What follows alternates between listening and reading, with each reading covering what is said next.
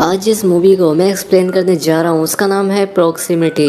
कहानी की शुरुआत 1979 में होती है, जहाँ पर अलास्का के जंगल में हमें कार्ल नाम के एक आदमी को दिखाया जाता है जो कि यहाँ पर लकड़ी काटने का काम किया करता था। और जब यहाँ से जाते हुए उसके ट्रक के सामने एक दूसरी गाड़ी चल रही होती है, तभी वो अपने आप हवा में उड़कर नीचे गिर जाती है। कार्ल को यहाँ पर कुछ भी समझ नहीं आता, इसलिए वो अपनी गाड़ी से उतरता है और तभी वो देखता है कि उसके ऊपर एलियंस का यूएफओ है और वो एलियंस कार्ल को अपने साथ ले जाते हैं। इसके बाद कहानी प्रेजेंट में आ जाती है, जहाँ पर आइजैक नाम के एक कंप्यूटर इंजीनियर को दिखाया जाता है जो कि अपने एक दोस्त के साथ मिलकर स्पेस में सिग्नल भेजता है। अब एक दिन उसे एक जवाब भी आता है, लेकिन वो जवाब उसे समझ नहीं आता। आइजैक अपने वीडियो ब्लॉग्स भी बनाया करता था और अब एक दिन जब वो हाइकिंग के लिए जाता है तो वो देखता है कि एक आग का गोला आसमान से पृथ्वी की तरफ गिर रहा है। अब आइजैक भी उस तरफ बढ़ता है और इस आग के गोले को गिरते हुए पूरे शहर ने देखा था और इसीलिए पुलिस भी उस तरफ जा रही होती है। लेकिन सबसे पहले आइजैक वहां पर पहुंच जाता है। वो यहाँ पर एक यूएफओ को देखता है, वो उससे रिकॉर्ड करने की भी कोशिश करता है, लेकिन तब तक यूएफओ यहाँ से गायब हो चुका था। और अब अगले ही पल आइजैक के पीछे एक एलियन खड़ा था। वो एलियन को भी रिकॉर्ड करना चाहता है, लेकिन एलियन पहले ही वहाँ से निकल जाता है।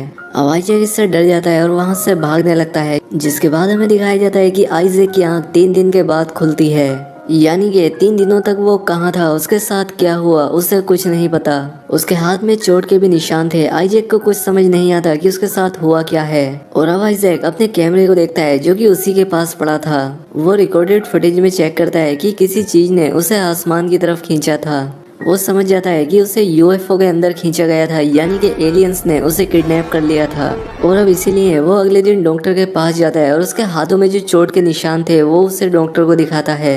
और जब डॉक्टर उसके हाथ का एक्सरे करता है तो वो पूरी तरह से हैरान रह जाता है, क्योंकि किसी चीज ने उसकी हड्डी को काट कर वापस से जोड़ दिया था। आइजैक को कुछ भी याद नहीं होता। वो ये सारी बातें अपने दोस्त को भी बताता है, लेकिन उसके दोस्त को उस पर यकीन नहीं होता। और अब इसीलिए आइजैक घर आकर उस रिकॉर्डेड वीडियो को अपने ब्लॉग्स पर अपलोड कर देता है जो कि उसके कैमरे में रिकॉर्ड हो गई थी, और कैप्शन डालता है एलियन एब्डक्शन फुटेज।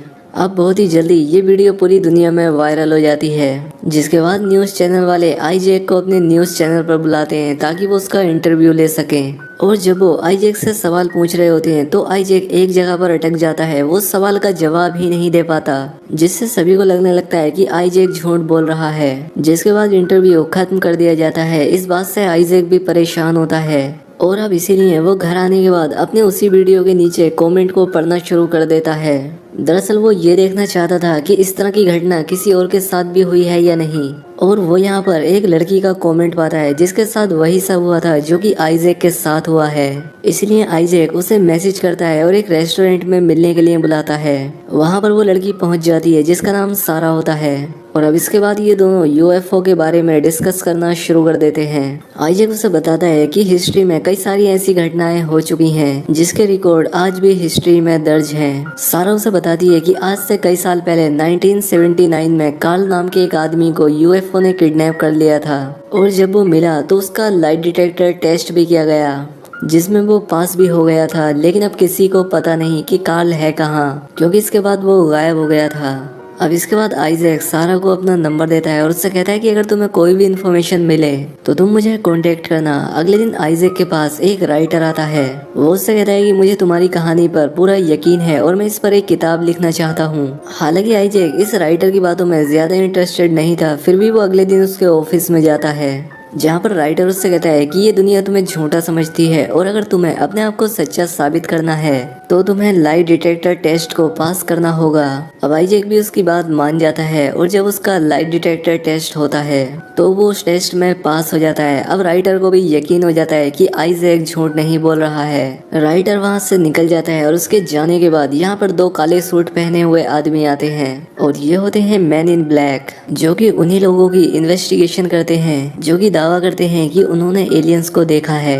अब ये लोग आइजैक को पकड़कर ले जाने लगते हैं, लेकिन आइजैक इनसे छूटकर भाग जाता है। लेकिन पीछे से ये आइजैक पर फायर करते हैं जिससे वो बेहोश हो जाता है, और होश आने पर वो देखता है कि 2 लोग जो कि सफेद नकाब पहने हुए हैं वो उसे एक कमरे में ले जा रहे हैं। दरअसल ये दोनों नकाब पोस्ट एंड्रॉइड होते हैं और उसे एक ऐसे कमरे में ले जाया जाता है जो कि पूरी तरह से सफेद होता है। सारा को भी यहाँ पर लाया गया होता है, लेकिन उसे दूसरे कमरे में रखा गया था।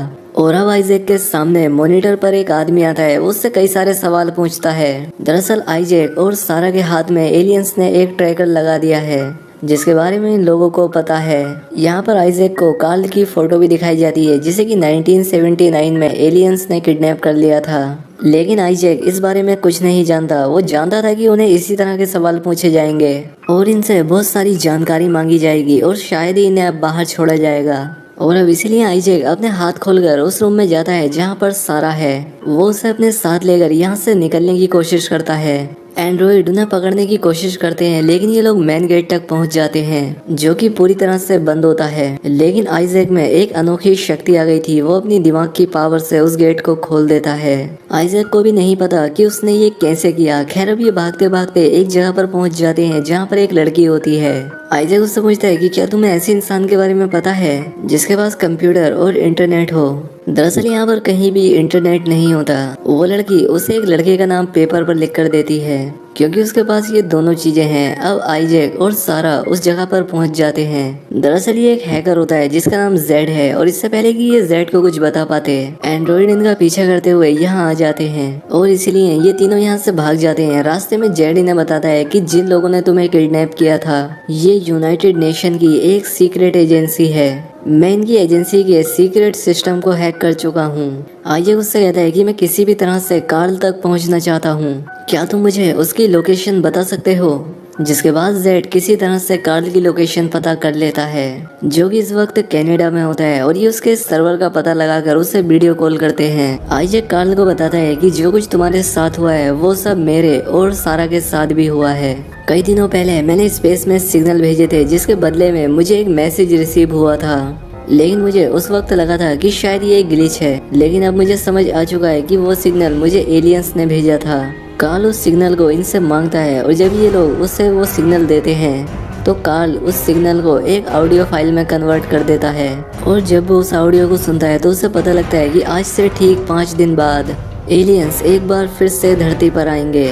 वो आइजैक और उसके साथियों से कहता है कि तुम जल्द से जल्द कहीं छिप जाओ क्योंकि सीक्रेट एजेंसी वाले तुम्हें किसी भी कीमत पर ढूंढ के ही रहेंगे।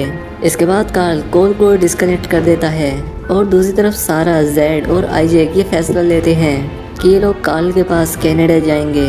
जिसके बाद ये लोग ट्रेन में बैठकर वहाँ के लिए निकल पड़ते हैं। लेकिन दो एंड्रॉइड एक बार फिर से इनके पीछे पड़ जाते हैं क्योंकि सीक्रेट एजेंसी अभी भी इन्हें ट्रैक कर पा रही थी। लेकिन ये उन एंड्रॉइड से बचकर किसी तरह से उस जगह पर पहुँच जाते हैं जहाँ पर कि कार्ल रहा करता था।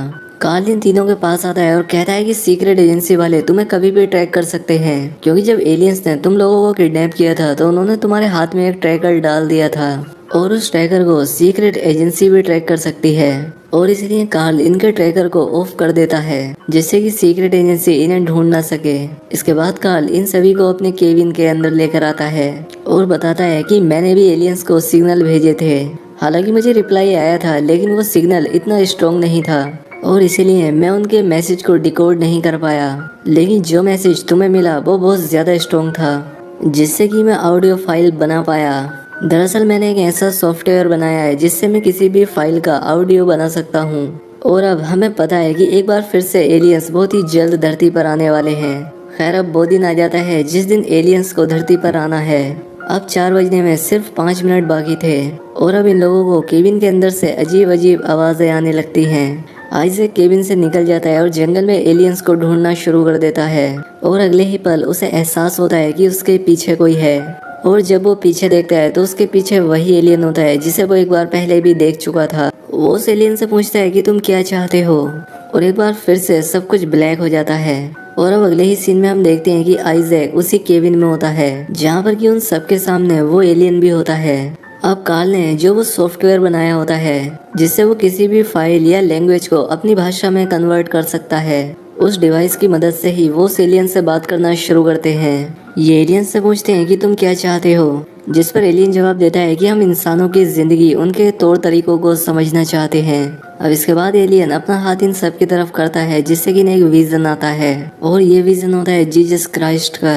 आइजैक बताता है कि ये जीसस क्राइस्ट है एलियन कहता है कि हम इन्हीं के ऊपर स्टडी कर रहे हैं, ये जानने की कोशिश कर रहे हैं जिसमें इंसान ये मानते हैं कि इस पूरे यूनिवर्स की क्रिएशन में जीसस क्राइस्ट बहुत ज्यादा इम्पोर्टेंट है। दरअसल ये एलियंस इंसानों के विश्वास के ऊपर स्टडी कर रहे होते हैं और अब इन्हें इनके लगभग सभी जवाब मिल चुके हैं। इसके बाद सारा एलियन से कहती है कि उसके हाथ में बहुत ज्यादा दर्द होता है। एलियन उसके हाथ में एक डिवाइस लगाता है जिससे उसका हाथ 2 हिस्सों में बढ़ जाता है और इसके बाद एलियन उसके हाथ से ट्रैकर निकाल देता है। वहीं केविन के बारे हमें दिखाया जाता है कि एजेंट अपने पूरी फोर्सेस के साथ यहाँ पर पहुँच जाते हैं। अब कार्ल भी अपनी गन लेकर केविन से बाहर आ जाता है। वो ऑफिसर कार्ल से कहता है कि मैं तुम्हें पिछले कई सालों से ढूंढ रहा हूँ, बताओ कि मेरे फादर कहाँ पर हैं। दरअसल 1979 में कार्ल की गाड़ी के आगे जो ट्रक चल रहा था उस ट्रक को इसी ऑफिसर के फादर चला रहे थे और वो उसके बाद गायब हो गए थे, लेकिन कार्ल को सच में पता नहीं होता कि वो कहाँ गए।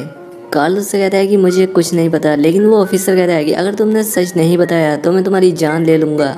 लेकिन कार्ल के पास कोई जवाब नहीं था, जिस वजह से वो ऑफिसर कार्ल को गोली मार देता है और कार्ल की जान चली जाती है। अब सारा भी बाहर आ जाती है और वो ऑफिसर सारा से भी वही सवाल पूछता है, लेकिन सारा भी उसे कुछ नहीं बताती, इसलिए वो सारा को भी मार देता है। दूसरी तरफ केबिन के अंदर वो एलियन आइजैक के हाथ से भी वो ट्रैकर निकाल देता है और उसके अंदर की टेलीकाइनेटिक और ग्रोनोकाइनेटिक पावर को एक्टिवेट करता है। वो कहता है कि तुम्हें अपने पावर्स को इस्तेमाल करना होगा, जैसे तुम एक बार पहले भी कर चुके हो। तुमने इस पावर से यूनाइटेड नेशन एजेंसी का दरवाजा खोला था। इसलिए आइजैक अपनी पावर को इस्तेमाल करता है और यहाँ से सभी को लेकर गायब हो जाता है और अगले ही पल एजेंट के पीछे से एक यूएफओ उड़ता है जिसमें कि वो सभी लोग थे। वो सब के सब यहाँ से निकल चुके होते हैं और ये लोग एक दूसरी जगह पर जाते हैं जहाँ पर एलियन अपनी शक्तियों से सारा और कार्ल को जिंदा कर देता है। इस घटना के 6 महीने बाद दिखाया जाता है कि आइजैक और सारा अब एक नॉर्मल लाइफ जी रहे हैं। ये दोनों अब एक साथ रहते हैं और दोनों साथ में काफी खुश भी हैं। वहीं दूसरी तरफ जेड और कार्ल को दिखाया जाता है जो कि एक नया साइंस प्रोग्राम शुरू कर रहे हैं, क्योंकि अब ये दोनों साथ काम करते हैं। वहीं दूसरी तरफ वो एजेंट जिसने कार्ल और सारा को मार दिया था